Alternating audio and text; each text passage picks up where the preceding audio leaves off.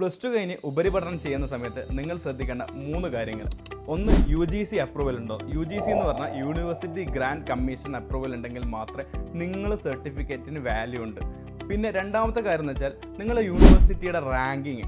നിങ്ങൾ ഏത് യൂണിവേഴ്സിറ്റിയിലാണോ പഠിക്കുന്നത് ആ യൂണിവേഴ്സിറ്റിക്ക് റാങ്കിങ് ഉണ്ട്, NIRF റാങ്കിങ് ഉണ്ട്. അതിൽ എത്രാം സ്ഥാനത്തിലാണ് നിങ്ങൾക്ക് തന്നെ ഉണ്ടാവും. സെയിം ഫീസിൽ തന്നെ NIRF റാങ്കിങ് കൂടുതലുള്ള യൂണിവേഴ്സിറ്റി ഉണ്ടാവും.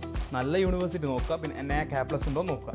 പിന്നെ മൂന്നാമത്തെ കാര്യം എന്ന് വെച്ചാൽ നിങ്ങൾ ഫിസിക്കലായിട്ടുള്ളൊരു യൂണിവേഴ്സിറ്റി ഉണ്ടോ എന്ന് നോക്കുക. ജസ്റ്റ് ഒരു ഇൻസ്റ്റിറ്റ്യൂട്ട് അല്ല, പേരിനൊരു യൂണിവേഴ്സിറ്റിയും പിന്നെ അതിൻ്റെ കൂടെ തന്നെ ജസ്റ്റ് കാണാൻ വേണ്ടിയിട്ടുള്ളൊരു ബിൽഡിംഗ് ഉണ്ടായിട്ട് കാര്യമില്ല. ഒരു യൂണിവേഴ്സിറ്റി അഥവാ ഏകദേശം അത്യാവശ്യം നല്ല സൗകര്യവും ക്യാമ്പസും അറ്റ്മോസ്ഫിയറും ഒക്കെ ഉണ്ടോ നോക്കാം. അപ്പോൾ ഇക്കാര്യങ്ങളൊക്കെ ശ്രദ്ധിക്കണം നിങ്ങൾ അഡ്മിഷൻ എടുക്കുമ്പോൾ. കാരണം പലരും പോയി പല ചതികളിലും പെടുന്നുണ്ട്. ചെറിയൊരു ഇൻസ്റ്റിറ്റ്യൂട്ടിൽ പോയിട്ട് ചേർന്ന് ഫ്യൂച്ചറിൽ നല്ല പഠിക്കുന്ന കുട്ടികളായിരിക്കും ഇതിൽ പോയി പെടുക. അപ്പോൾ നിങ്ങൾ ശ്രദ്ധിക്കുക.